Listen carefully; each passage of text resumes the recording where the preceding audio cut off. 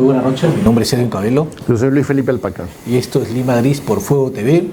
La señal de Fuego, para recordar que llega en señal abierta por el 14.3, también estamos en Vez Cable, en el canal 30, también en Cable Perú, en el canal 792 y en el canal Cablevisión 48.2 y en Belmont Televisión, además de más de 100 cable operadores en todo el Perú. Bueno, vamos a arrancar muy rápido el programa porque están pasando cosas muy interesantes que definiría de alguna forma el futuro del presidente Castillo, ¿no? Ya hay toda una especie de conversaciones dentro de las bancadas y el Congreso parece que va a decidir por presentar una nueva moción de vacancia. Esta sería la tercera para precisamente vacar al presidente Castillo. La pregunta es, ¿se logrará esta vez? Yo creo que esta vez ya no pretenden patinar como ha sucedido las dos primeras veces, y yo creo que están siendo más acuciosos en corroborar realmente si están los votos o no, porque finalmente, al mismo tiempo, tras estas denuncias sobre los presuntos niños que sería mayor el número de parlamentarios, yo creo que no se podría repetir el escenario del voto en contra o la abstención, si tomamos en cuenta que ahora están en los ojos públicos de la prensa y de la opinión pública. Claro. Ahora, para hablar precisamente de esta situación, sobre todo legal del presidente y también el lado político, aunque el lado político en las últimas semanas se ha dejado de lado, ¿no? ¿Qué podemos hablar de la política para el país de Pedro Castillo? Yo creo que absolutamente nada. Creo que más está atendiendo los temas legales, ¿no?, que tiene, sobre todo en las 7 carpetas fiscales. Ya tenemos en el set a nuestro invitado de hoy, que es el doctor Pedro Angulo, con el que vamos a conversar y tratar pues de entender esta realidad que lamentablemente nos toca vivir nuevamente. Bienvenido al programa, doctor Angulo. Muchas gracias por la invitación, encantado de estar con ustedes.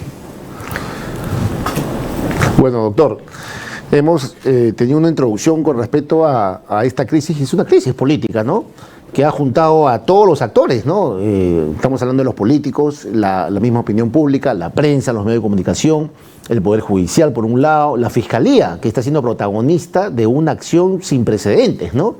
Sin embargo, se han orquestado prácticamente dos corrientes. La corriente que defiende al presidente a rajatabla y menciona que hay una persecución política, ¿no? Una persecución política azuzada y ya organizada desde que Castillo salió elegido. Y la otra corriente, a la que le denominan golpista, que a como dé lugar quiere sacar a Pedro Castillo de Palacio. Pero también en el interior del Perú hay gente, ciudadanos comunes y corrientes, que ya están detestando al presidente. Una muestra de ellos que en Cusco, el día de ayer, que estuvo en un restaurante cusqueño muy conocido, le gritaban y le insultaban. Y antes de escucharlo, doctor, tenemos el video, precisamente lo que pasó en Cusco, ¿no? La gente ha comenzado a repudiar al presidente, no solamente en Lima, ahora también en otras regiones. Y esto fue lo que le dijeron en Cusco. Adelante, por favor. A ver, tenemos el video. Un segundo, me dice. Ya, lo encontraron. Bueno, le gritaron de todo, ¿no? Y Cusco, de alguna forma, es parte del sur, donde precisamente Castillo ganó por esa masiva cantidad de votos, ¿no? Pero actualmente el sur, ese sur que en las elecciones se vio a favor de Pedro Castillo, hoy la realidad está cambiando y creo que esto va a continuar también con otras regiones. Adelante con el video. Vamos con el video.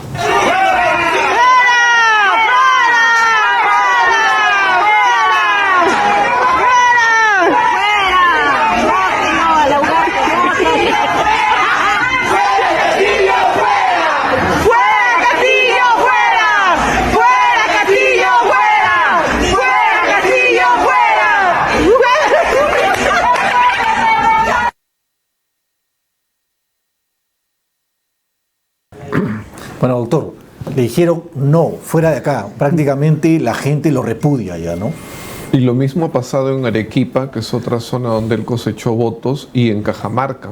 Todavía lo que no hemos visto es Puno, pero sí, ya son 3 lugares que fueron base de él, que ahora lo están maltratando. ¿Qué lectura obedece esta reacción de la gente que no tiene nada que ver con política, con constitución, con normas, etcétera? Defraudación, ¿no? Hay personas que ya se han defraudado, que lo han escuchado prometer en cada uno de los consejos regionales y no cumplir, ¿no? Varias cosas que fueron desde un comienzo su promesa, por ejemplo, el tema del hospital contra el cáncer, ¿no? Que tanto dijo, el tema de la segunda reforma agraria, contratos, mejoras para muchas personas, por ejemplo, en salud, ¿no? Entonces, poco a poco se han ido desencantando y sobre todo en las regiones que, digamos, las zonas del sur tradicionalmente son de izquierda, pero ojo que es una izquierda capaz, o sea, es gente estudiosa, académicos, ¿no? Ahí han habido esas corrientes, han habido publicaciones, libros, y pues Castillo no entra dentro de lo que puede ser aceptable, ¿no? Nos olvidamos de mencionar de que prometió no cobrar un sol del sueldo presidencial. Y ha mentido en eso también, ¿no? Y no vivir en el palacio. Prometió muchas cosas, pero también hay gente al margen del discurso de defensa, que es un discurso de más bien atacar a la Fiscalía y al Poder Judicial y victimizarse. Lo real es que no se descarga, no se explica. Y pueden haber personas que simplemente creen la palabra del presidente porque lo admiran, lo quieren, pero hay personas que sí van a esperar un argumento de defensa, claro, que niegue y que explique, y eso no lo hace. Claro, doctor, usted menciona que las izquierdas de alguna forma le están dando la espalda. En Cusco podríamos hablar de la izquierda de Verónica Mendoza, ¿no? En Arequipa de la izquierda este ex gobernador regional que está preso, ¿no? Entonces nos damos cuenta que no solamente es el Congreso que ha puesto, digamos, el ojo en el presidente Castillo, en esta investidura que se va desgastando cada día más, sino también el pueblo, esa gente que camina las calles a diario. Claro, lo que pasa es que el presidente desde que ingresó, él no tuvo una estrategia o no lo convencieron de que él debía diseñar una estrategia para reconstituir su imagen.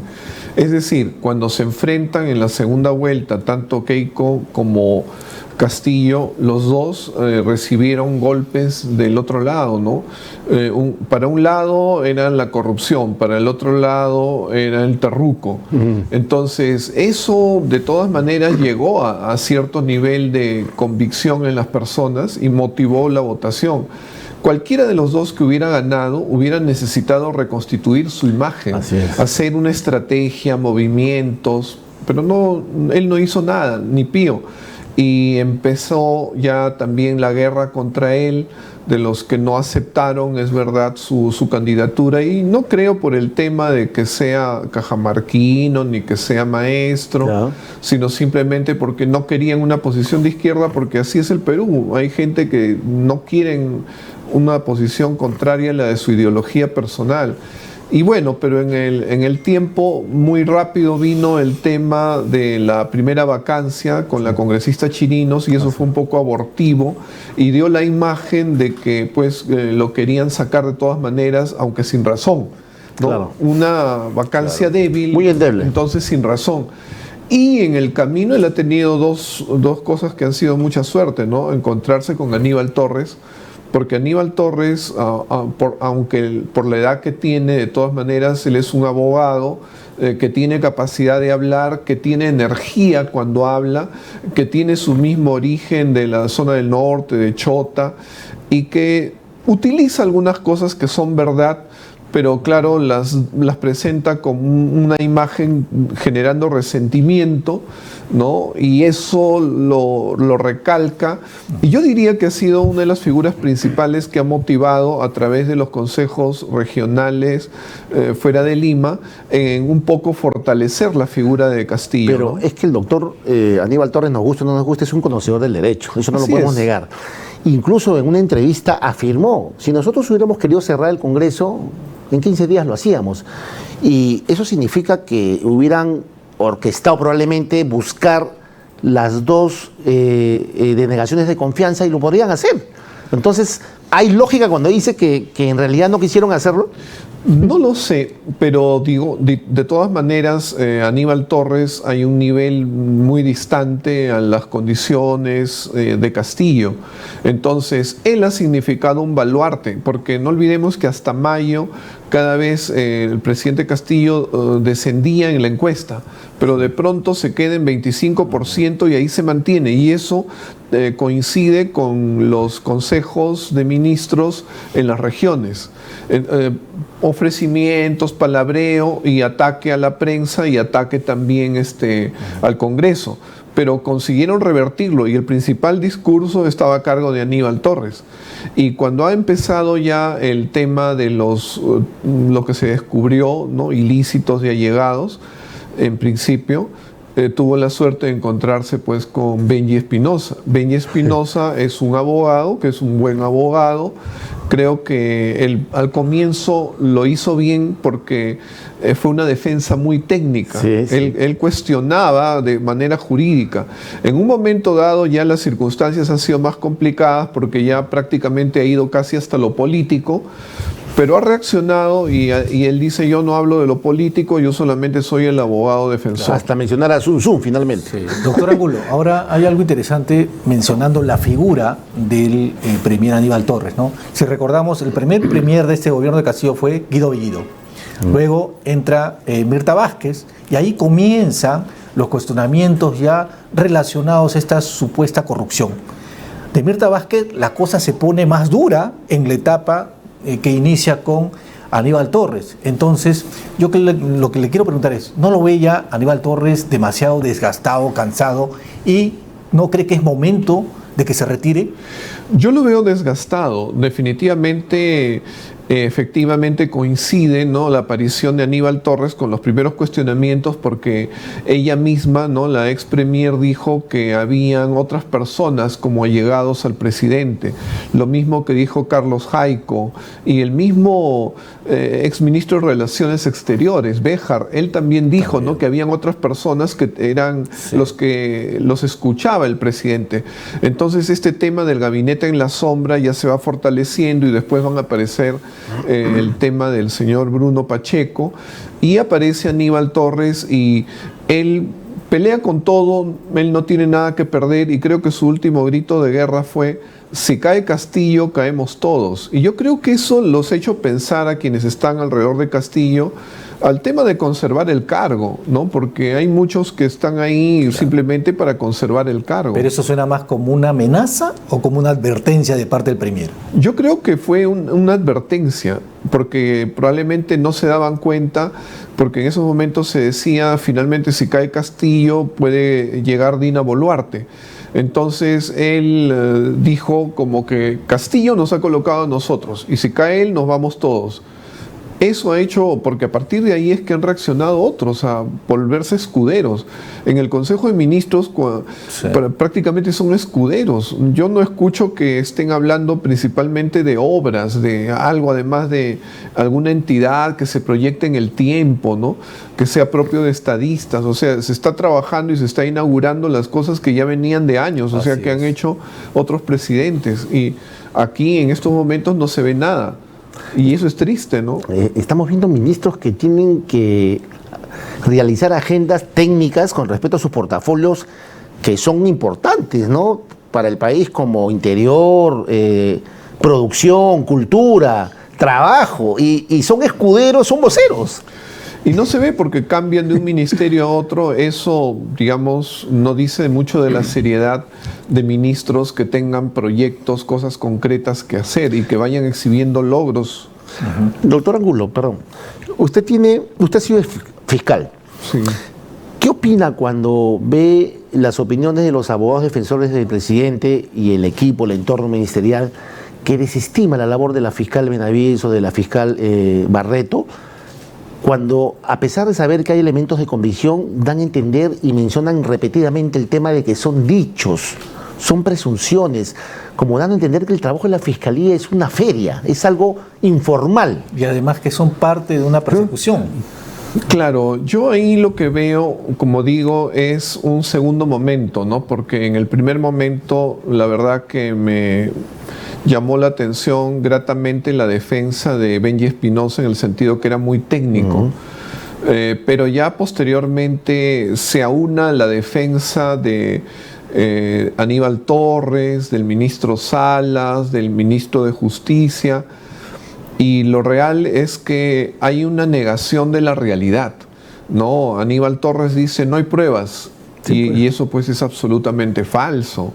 Y yo creo que lo que pasa es que un discurso inicial que le sirvió al doctor Aníbal Torres para liderar, colocar contra la pared al Congreso y a cierta prensa, ahora ya teniendo los casos del presidente que tienen una entidad grave, creo que ahora el discurso es más bien negar que tengan valor los elementos de convicción que hay contra el presidente y decir que, bueno, el presidente ha dicho hay un show. Hay otros como que están diciendo pues que hay una confabulación, ¿no? Que ya es el Ministerio Público, el Poder Judicial que están en contra del presidente, y entonces hacer ese mismo discurso que les sirvió, ¿no?, para contrapesar al Congreso, trasladarlo ahora al sistema de justicia. Claro. No hay una defensa ya técnica, sino hay una defensa mediática.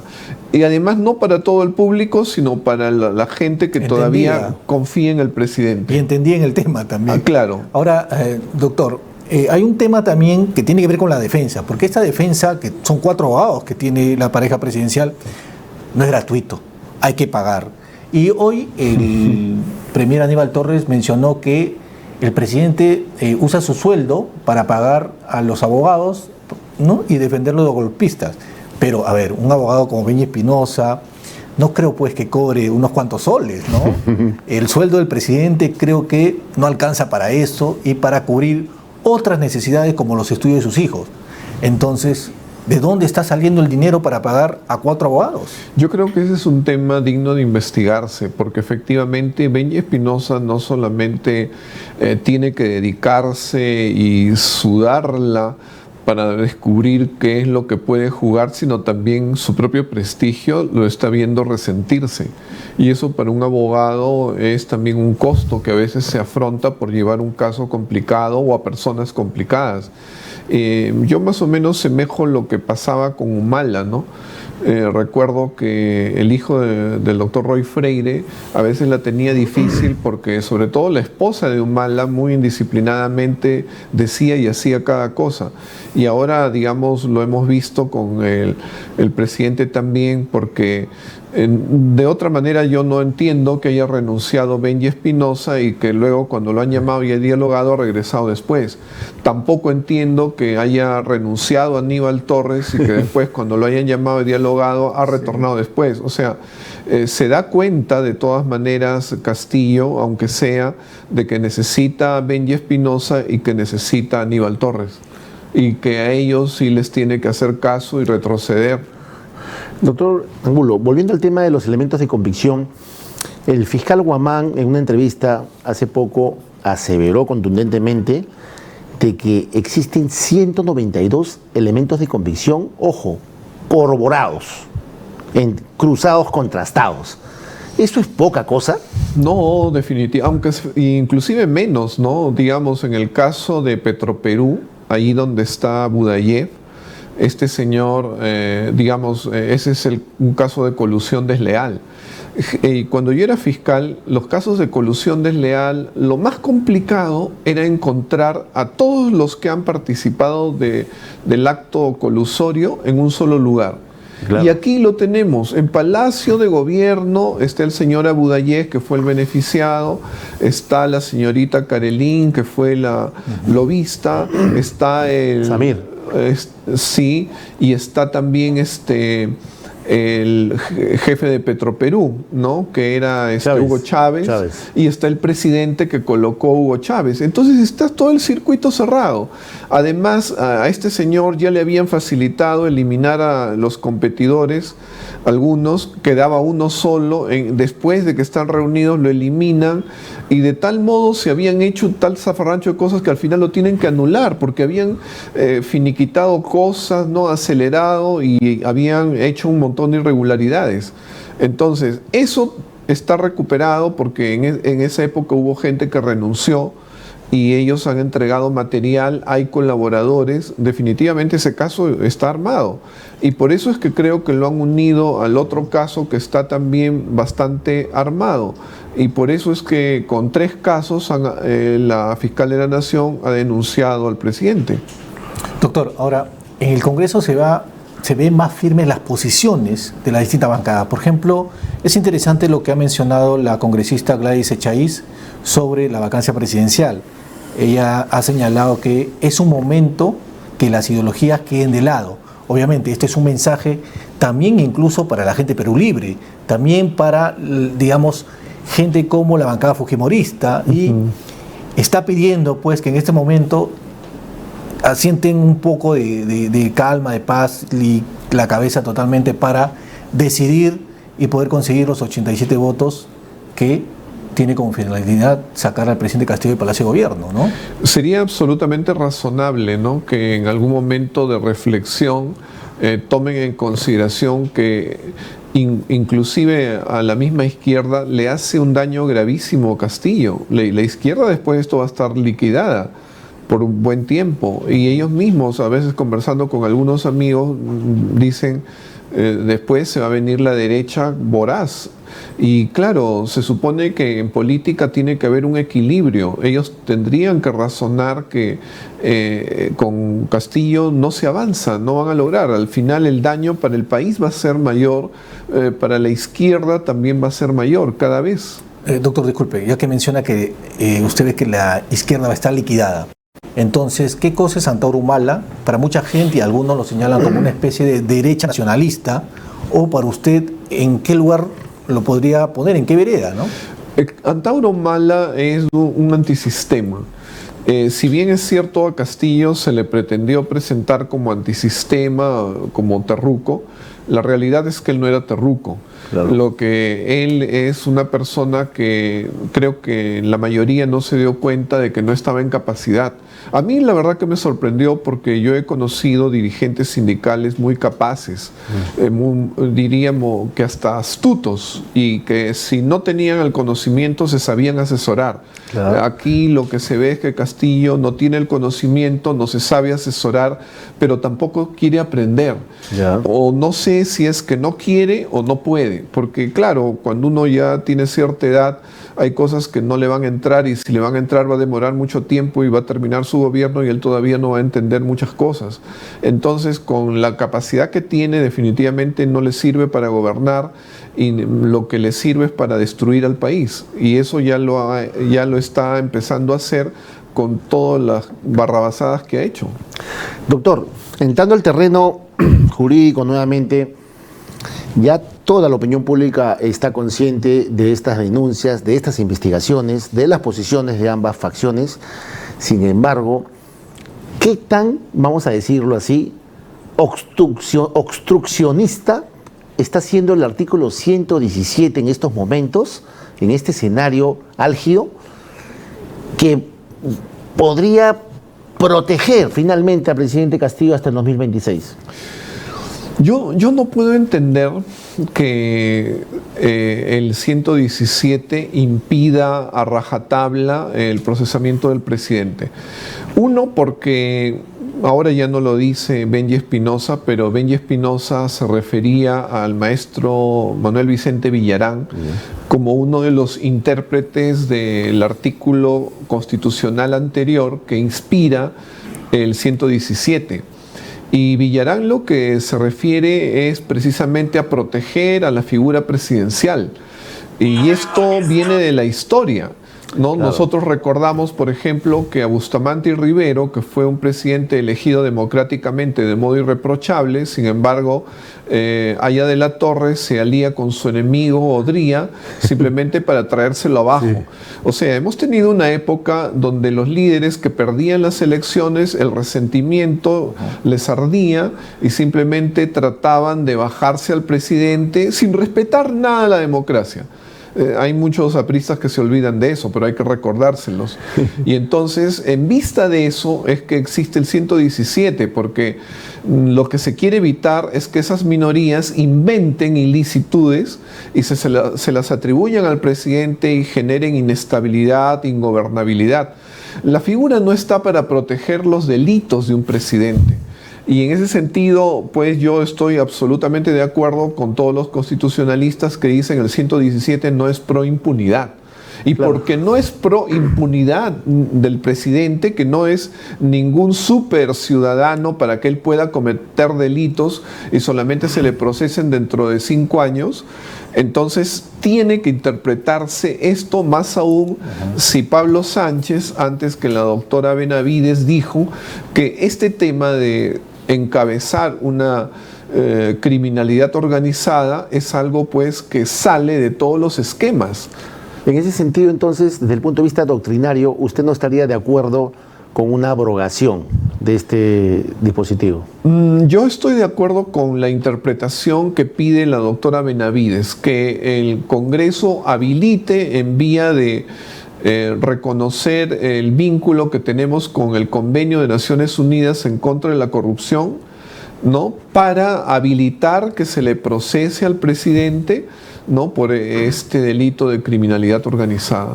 Doctor, ahora es grosero, yo creo, que todo lo que se va conociendo en la gestión de Pedro Castillo, todos los personajes involucrados, que incluso su propia familia está dentro, y uno recuerda, pues, Martín Vizcarra, PPK, se han ido por mucho menos. Exacto. ¿Qué pasó entonces? ¿Por qué hemos llegado a este nivel? Ya parecía una impunidad. Claro, lo que pasa es que en el tiempo, digamos, ha habido poca capacidad del Congreso. En el Congreso, yo recuerdo que uno de los primeros que notó esto fue el doctor César Azabache. César Azabache, recordando precisamente las épocas de Vizcarra, ¿no?, de Merino, decía: el Congreso lo que tiene que hacer es legitimarse, ¿no?, para poder en su momento dar una salida a lo que ya era la inestabilidad de Castillo, antes de que se conozcan los ilícitos graves. Entonces, el Congreso lamentablemente no lo ha hecho. El Congreso se ha debilitado él mismo. Los que protegen a Castillo tienen, ¿no?, por parte del mismo Congreso motivos para atacarlo. Todos los lobbies que han hecho, los ataques a la SUNEDU y lo que dijo Susel Paredes, ¿no?, que lo de menos es el sueldo, lo que más ganan son los lobbies. Entonces, y ellos no lo han desmentido. Nadie se rasgó las vestiduras por eso que dice una colega. Entonces, en la encuesta se refleja que el Congreso está más mal visto que el presidente. Entonces, no es una condición fácil cuando tenemos un Congreso tan desprestigiado, la institución más desprestigiada del país en estos momentos, que puedan hacer algo. Ese es el problema. Y ellos no se empoderan, no salen de esa situación de pantano. En ese sentido, justo ellos, al unísono, afirman de que si se llega a prosperar con la vacancia y se tiene que convocar a nuevas elecciones para que se vaya el presidente, sería solamente el Poder Ejecutivo, pero ellos no. ¿Qué opina usted de esa posición? Es terrible, ¿no? Terrible, porque da una imagen de inconsciencia, ¿no? La misma inconsciencia que tiene el presidente, que no asume sus errores, la tiene también el Congreso. Entonces, en estos momentos, una cosa preocupante es la debilidad institucional, porque está mal el Ejecutivo, está mal el Congreso, y claro, está recibiendo ataques también la Fiscalía, la Junta Nacional de Justicia. Ahora le están pidiendo el Congreso al Tribunal Constitucional que ellos sean los que interpreten el 117. Una locura. ¿Y qué es lo que va a mirar el Ejecutivo? Que el Congreso acaba de elegir al TC y le están pidiendo que paguen la factura. Obviamente, ¿no? Para ellos no asumir, asuman ustedes. Claro. Entonces, la próxima guerra que se viene va a ser contra el Tribunal Constitucional. ¿Qué nos va a quedar? No hay defensor del pueblo. Claro. Doctor, ahora, en esta corrupción que se sigue destapando, vemos que tanto el Ejecutivo como el Congreso han jugado en pared, porque hay gran participación, no solamente los niños. Digamos, los niños es una muestra de esta asquerosidad, ¿no? Pero de alguna forma le quería preguntar, ¿usted cree que esto va a cambiar con el ingreso, con la caída de Castillo y con el ingreso de Dina Boluarte?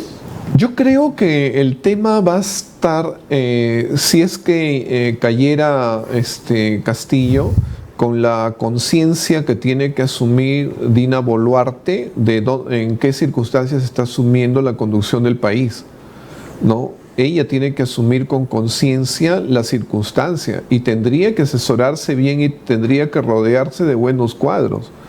porque si repite lo mismo de Castillo, yo no le veo que dure demasiado tiempo.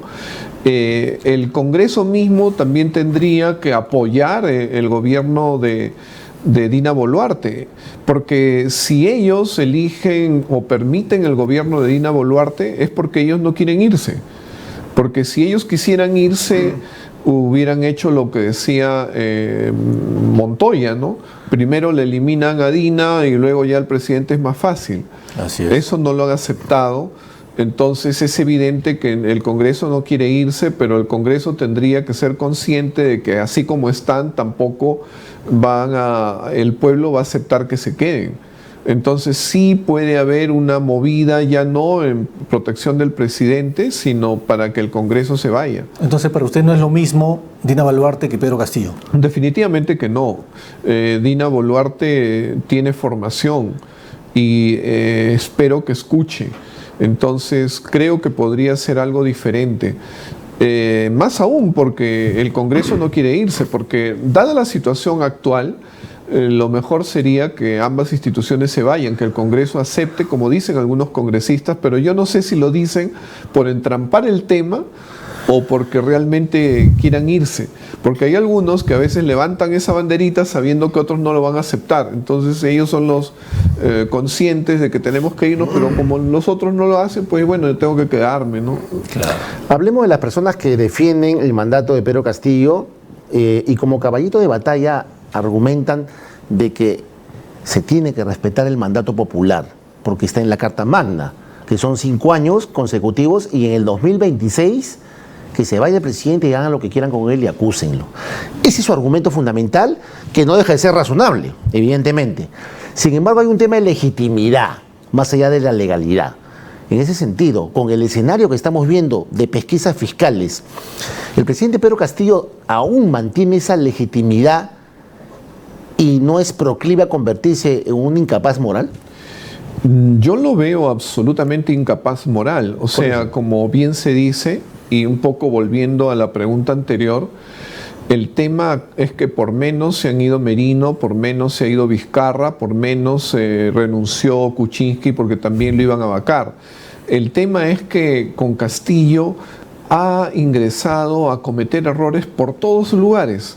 Antes, digamos, que hubiera un ministro con cuestionamientos, con delitos que se descubrieran, era pues un caso. Que se descubrieran ilicitudes, eran un caso y un poco aislado. Pero ahora todo está elevado en un nivel alto, ¿no? Ministros que no saben dónde están parados, se descubren que los directores que están nombrando tienen procesos penales, que han maltratado mujeres, y entonces estamos en un nivel ya tan elevado que apenas hay cositas que puedan ser un pico. Y en el otro nivel, pues en el primer piso fue donde se fueron Vizcarra, Kuczynski, ¿no? Aquí ahora estamos en un nivel de total anormalidad, pero es tal el nivel que ya parece que se ha normalizado. ¿Y en qué va a terminar todo eso? Y eso precisamente es lo que no entienden quienes defienden al presidente. No son conscientes que el daño no solamente está por su falta de legitimidad, de que definitivamente hay capacidad moral permanente para sacarlo, sino el daño económico que está haciendo. La estructura del país, yo no sé cuánto más va a aguantar el tema de la agricultura, de no tener este elemento que estamos ya en la 4ª vez que van a intentar conseguirlo, la urea. O la producción también. El tema de agrario es duro. Pero otros temas también, y la realidad es que la economía parece que no hay ningún conocimiento ni del mismo Aníbal Torres, porque él dice, vengan los empresarios que nosotros vamos a darles estabilidad, como si su palabra valiera más que sus hechos. Los hechos de Aníbal Torres, los hechos de Castillo lo que hace y lo que deja de hacer, eso es más grave, claro. Y definitivamente la economía del país se va a resentir y en los próximos años lo vamos a sentir. Y eso no lo asumen quienes lo defienden. Ellos nada más quieren quedarse, quieren conservar su cargo y no tienen visión de país ni de la estructura económica del país. Doctor, ha mencionado una palabra interesante. El gobierno de Castillo se está asfixiando. Necesita oxígeno y, según la información que manejo, están evaluando un cambio, pero no solamente un cambio de ministro, sino un cambio de gabinete, ¿no?, que incluiría al actual premier Aníbal Torres. Pero lo que me pregunto, y también se la paso la pregunta, es ¿quién reemplazaría a Aníbal Torres que tenga el apoyo no solamente de Perú Libre, sino también de otras bancadas para poder trabajar de manera distinta? Porque esto ya es difícil de seguir soportando. Yo lo veo muy difícil porque el mismo presidente es muy desconfiado. Creo que él no va a desprenderse de Chero, que lo defiende, de Salas, que lo defiende, de Aníbal Torres, que lo defiende. Y de Sánchez. De Sánchez, de los que por lo menos se callan la boca y no dicen nada, miran para otro lado. De Dina Boluarte tampoco. Entonces, ¿cuánto va a ser lo que le va a quedar? Y lo otro sería, ¿quiénes van a aceptar? Claro. Si prácticamente está agonizando el gobierno, es una agonía larga, pero es una agonía, y la realidad es que yo no veo que haya gente que quiera arriesgar su prestigio con una persona como el presidente. Pero existen y varios. Pero no creo que tengan demasiado prestigio. El doctor Landa, por ejemplo. Yo creo que él, hasta donde yo sé, me parece que él fue un poco maltratado en el Tribunal Constitucional. Y se trata de una persona que realmente es brillante en su conocimiento y que probablemente ha visto en esto una opción. Yo lo recuerdo también con Pablo Macera. Pablo Macera, yo soy sanmarquino, además de abogado e historiador, y Pablo Macera era un hombre muy crítico, un hombre muy lúcido, y que sin embargo también tuvo su momento de debilidad. Y bueno, lo pagó. Entonces, parece que sí hay algunas personas que de pronto, pero son pocas, ¿no? O el fiscal Aljovín, ¿se acuerda? Sí, pues también, claro, así es. Aceptó ser fiscal de la nación, pero figurita nomás, ¿no? Claro, y nos damos cuenta que el actuar del premier y de esta especie de ministros que chalequean al presidente es siempre ir al frente, ¿no? Atacar. O sea, lo bueno del doctor Aníbal Torres es que tiene una buena labia, o sea, tiene su oratoria y está dirigida al público que le escucha, tiene algo de razón en la parte histórica, que no se le ha prestado atención al Ande, a muchas zonas del país, ese centralismo. Pero se equivocó con Hitler. Sí, por supuesto, pero también se equivoca al sembrar odio, ¿no? O sea, yo no he escuchado a ningún premier que siembre odio al nivel que lo ha sembrado, que diga que si ustedes vinieran cada uno con 50 personas más, vamos a hacer temblar al Congreso. O sea, esas cosas no se esperan de un premier. O sea, no lo veo muy consciente. Lo que veo en él es un defensor que, con sus vulnerabilidades, es el más capaz defensor del señor Castillo y el que también asumirá su responsabilidad histórica mientras él se mantenga y todo el daño que está haciendo al país. Sobre todo si notamos de que siempre esgrime el argumento también de que todos están en contra porque somos provincianos. Es una victimización banal, ¿no? Totalmente, ¿no? Porque se sabe que aquí no ese es el tema. Es más, yo nací en Lima, pero mi padre arequipeño, mi madre nació en Lima, pero mi abuelo cajamarquino. Sabemos que todos, por nuestras sangres, corre mucha sangre andina y de distintas zonas. Es digamos, algo débil, una defensa así de sembrar el odio, antihistórica también, y que supongo que va en su momento a pagar el precio, ¿no? Es que cuando no hay capacidad ni argumentos, tienes que soltar cualquier tontería. Y yo creo que eso la gente ya se ha dado cuenta. Es un grado de victimización del presidente Castillo ya exagerado, sin argumentos.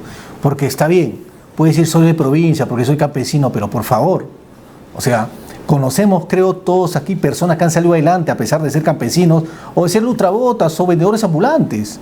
Entonces no podemos ponernos en una situación tan fácil y en serio de vergüenza ajena que provoca, ¿no? Decir, yo soy la víctima acá. Sí, definitivamente, ¿no? Tenemos presidentes que han venido de fuera de Lima, Vallejo, que es un hombre del Ande.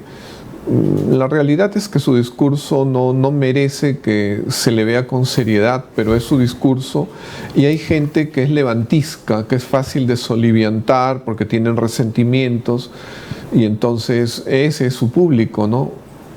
Doctor, yendo un poco al plano histórico que usted conoce, quizás sociológico, esto es una cosa que ya es repetitiva. Estamos hablando de 5 presidentes procesados, alcaldes y gobernadores regionales que están apresados. Un reciente excongresista, hijo del actual congresista Luna Gálvez, que ya tiene prisión preventiva por presunta organización criminal también. Es decir, la corrupción, más allá del Ejecutivo y del resto de estamentos del Estado, ¿por qué avanzó cada vez más en los últimos 20 años? Yo creo que tiene que ver con los mismos partidos políticos. Hay muchas personas que, a pesar de que se enriquecieron en función de la política, sin embargo no han querido aplicar su dinero a la política, ¿no? Yo recuerdo que me decían que originalmente en los partidos quienes se inscribían y eran miembros iban cotizando, pero en el tiempo, para tener la suficiente cantidad de inscribirse, ¿no? Ahora que son 27.800, algo así, prefieren que no paguen, entonces no cobran nada. ¿Y de dónde viene el dinero? Entonces vemos que en lo histórico siempre ha habido cerca de algún partido tradicional por lo menos la sospecha de que algún narco ha estado entregando dinero. Y hoy en día pues no solamente está el narcotráfico, también está la minería ilegal, tratantes de blancas, distintos delitos, que es de donde proviene el dinero, e inclusive algunos, recuerdo que hasta fundaban partidos luego de haber tenido un cargo público para escudarse.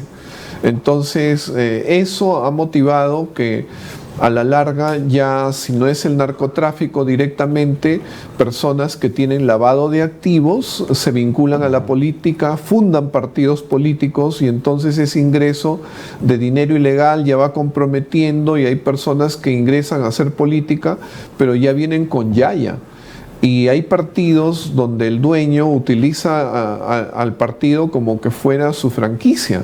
Entonces le venden ya, cuando se aproximan las elecciones, venden cupos y ya tienen su platita. Además, a otros les cobran mensualmente cuando ingresan al Congreso. Entonces ya se desvirtúa la política. No hay una visión política de compromiso. Hay dueños de partidos y hay un modo de enriquecerse a través del partido. Hay gente que no trabaja porque tiene un sueldo del partido. Entonces ya no es la política que debería de ser, y eso requiere una reforma electoral, requiere una reforma de los partidos políticos y que realmente haya democracia interna, porque cuando es el líder o el grupo los que colocan gente y hacen negocio, entonces se desvirtuó todo. La gente desde que está dentro lo sabe. Ahora último he tenido amigos que me decían que iban a participar para alcaldes, pero que les pedían plata y no les alcanzaba. Entonces, esa gente que quiere, en algún momento se ilusiona, después ve que todo es negocio. La política en estos momentos se ha hecho muy delincuente. ¿Cuánto tienes? ¿Cuánto te puedo dar? ¿No? Así es. Doctor, usted mencionaba precisamente que la política, para mí, creo que se ha convertido en una especie de farándula del crimen ya. Así es. Pero hay escenas que uno lo dejan pensando que parecen preparadas.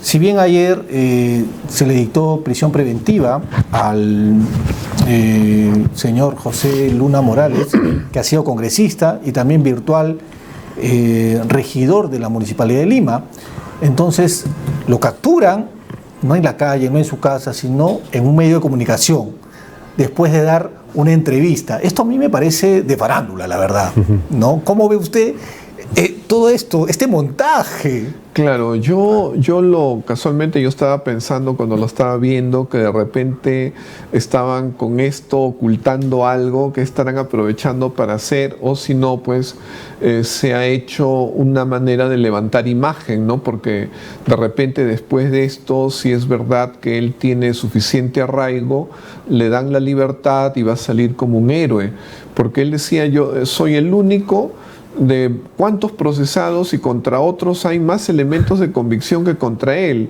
Si bien es cierto viaja, pero también tiene cosas que lo afincan. Entonces parecería efectivamente como algo preparado, ¿no? Como para hacer público una situación, su misma entrega, con lo cual está poniéndose a derecho, y luego su libertad y levantar un héroe, ¿no? Claro. Y otra escena que me pareció también algo preparado es la de la captura de Henry Chimabukuro con el polo de Perú Libre, pero si él no es de Perú Libre. El asesor. ¿No? Entonces uno se pone a pensar, pues, ¿no? ¿Qué está pasando acá? ¿Dónde está el guionista de todo esto? No, efectivamente hay personas muy propositivas que proponen cosas donde el esquema es diferente, ¿no? Yo recuerdo que hace algún tiempo un candidato estaba pensando qué hacer, si crear su propio atentado para mejorar en las cifras y lograr, porque en otros lugares eso ya ha resultado, ¿no? Tengo entendido que un exalcalde de Breña le sirvió eso. Pero doctor, para todo lo que estamos comentando, esto se debe a que la norma es benevolente. Hace un momento estábamos hablando de la reforma electoral que está ahí congelada. ¿Por qué sucede todo esto despropósito de los partidos que son empresas prácticamente de negocios? ¿Por qué la norma es benevolente? O sea, ¿hay una especie de puertas giratorias? Es que ellos mismos la hacen. Cuando nosotros hemos visto, recuerdo, cuando se da la partida para las elecciones generales pasadas, el doctor Salas, presidente del Jurado Nacional de Elecciones, anunciaba aparentemente con optimismo que habían como 200 partidos nuevos que se iban a inscribir. A la larga no se inscribió ni uno solo. ¿Y quiénes son la mayor resistencia? Los mismos que ya tenían representación en el Congreso, porque no quisieron cambiar reglas ni hacerlas un poco más sencillas, porque ellos ya, por lo menos en eso están de acuerdo, porque ellos ya tienen su lugar. Y los únicos que no estuvieron de acuerdo fueron los del FREPAP, y a los FREPAP los eliminaron. Yo hasta ahora no tengo una buena explicación para que haya sucedido eso. La realidad es que ellos eran un punto de vista diferente y votaban con bastante independencia. No hicieron una mala labor. No hicieron una mala labor. Exacto. Entonces, bueno, la cosa es que ya se han dado las cosas, y después, cuando se viene en esta elección, dicen por esta vez pues que no haya democracia interna.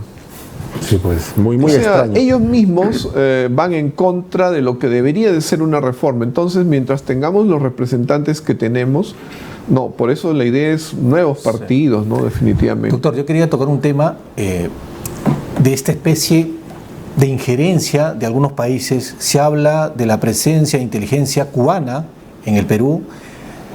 Se ha conocido que Eder Camacho ha tenido acercamientos con la Embajada de Venezuela y México, pero también anteriormente el propio presidente ha viajado mucho a México. ¿Se podría hablar, digamos, detrás de todas estas cortinas, ¿no?, de una injerencia de estos países? Yo pienso que sí. En Cuba, por ejemplo, hay ya mucha experiencia, ¿no? Una de las, creo que más exitosas fue la del mismo Fidel Castro para evitar su propia muerte, ¿no? Los planes de la CIA, esta dama que la desplazaron allá, que al final se termina enamorando de Fidel y tienen su hijo. Entonces sí, si digamos allí se ha logrado generar la experiencia de evitar que el líder caiga, ¿no?, siendo amenazado, cosa que no pudo aparentemente Chávez en Venezuela. Así es. Entonces sí hay allí una experiencia que es aprovechable por alguien que acá pues es un absolutamente necesitado de ella, ¿no?, y que tiene que escuchar lo que en un comienzo Evo vino bastante, pero ya después, como era demasiado visible, ya no ha regresado. Pero sí, digamos, esta persona que está como embajador de Cuba es un especialista en esos temas, y yo no me extrañaría que se den por lo bajo algunos consejos, algunas acciones. Lo mismo se vio un poco con Toledo, ¿no?, en relación a su esposa y gente que vino de Israel. Sí. Entonces, definitivamente, ¿no?, un país como el nuestro y los líderes es gente que necesita asesoría. Claro, hace más o menos 2 meses yo pedí una entrevista al embajador de Cuba, porque me interesaba conocer un poco más y que aclaren también, digamos, todo lo que se viene hablando. pero no están dispuestos a hablar con la prensa y eso, bueno, genera más sospechas todavía porque hay una especie de bloqueo de comunicación, no quieren hablar con nadie, ¿no? Y ante todo lo que va saliendo en los medios, uno va cosechando más dudas. Sí, lo cierto es que hay una desconfianza de ellos en general a la prensa que no les es adicta, ¿no? O están con nosotros y los que no están, con ellos nada. Y a mí lo que más me llamó la atención es que en el Congreso también se reflejara ello, ¿no? Porque él entendía por parte del presidente que él es un total desconfiado, por eso es que tiene su gabinete a la sombra. Pero que el Congreso, ¿no?, con la señora Alba reaccionara del mismo modo, que los periodistas ya no podían ingresar, que tenían que esperar que el congresista salga. Así es. O sea, realmente algo pues que manifiesta cómo las cosas que son malas se imitan, ¿no? Precisamente ahora la prensa ya puede ingresar al hemiciclo y surgen más cosas que no pasaban en la época de la señora Alba. Eso se debe a que también el Congreso tiene sus componendas internas. Lamentablemente, ¿no? Es la razón por la cual ellos también están mal vistos, ¿no? Desgraciadamente no hay una acción donde primero se ponga al país. El señor Vizcarra decía primero al Perú, pero ya sabemos que primero era él. Y ahora a veces también lo dice Castillo, pero no, ni el Congreso tampoco. Primero son los intereses de los congresistas. En ese sentido, la Junta Nacional de Justicia, ¿cómo la ve, doctor? En realidad, ¿está funcionando? Yo lamentablemente veo que en el tiempo se ha ido desacreditando, ¿no? Porque me pareció muy bien lo que hicieron en relación a algunos magistrados, ¿no? Aunque también vi que en algunos casos que lo sacaron no hubo mucho fundamento jurídico, me pareció un exceso, pero estuvieron cumpliendo y algunos de ellos los conozco.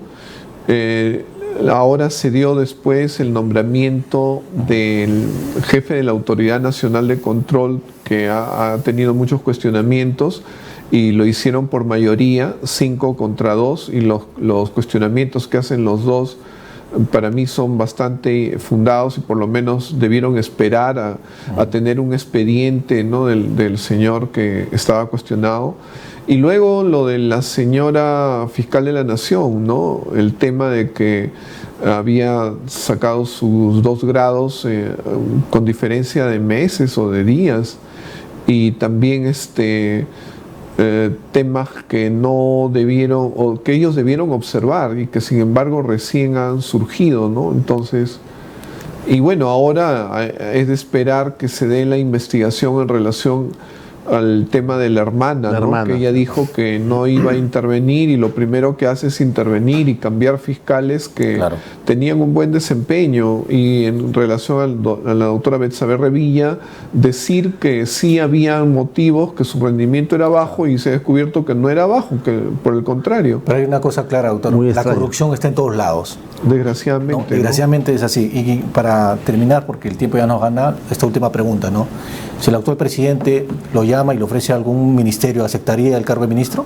No, definitivamente no, que no. Si tuviera la oportunidad le diría algunos consejos, lo trataría de despertar a la realidad, pero luego me despediría, ¿no? No aceptaría ningún Doctor, cargo. y brevemente para terminar, ¿en qué va a terminar esto? El Congreso tiene en su cancha ya el impulsar esta denuncia. ¿Cómo cree que la debe canalizar? Ojalá, dos cosas. Uno, que logren conseguir los 87 votos y que se dé una vacancia ahora con mucho más razones que las que antes se dio con... Que las hay también. Así es, hay suficientes razones.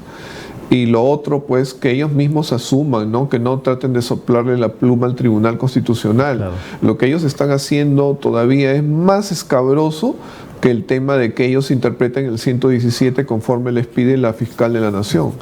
Para ellos es más razonable que ellos lo interpreten. Sobre todo porque están en plena legalidad, porque está dentro de sus facultades, ¿no?, Así constitucionales, ¿no? Por supuesto que sí. Bien. Hacer un control del convenio, ¿no? Bueno, claro. Hemos llegado al final del programa. Agradecerle, doctor, Muchas gracias, por su doctor presencia, Angulo. Gracias a por ustedes. poder conversar y entender un poco más el panorama. Y bueno, con nosotros será hasta el día jueves. Vamos a ver, y a veces me pongo a pensar, ¿no?, si el siguiente programa lo hacemos con otro presidente, pero vamos a ver qué pasa. Nos vemos hasta el jueves. Chao.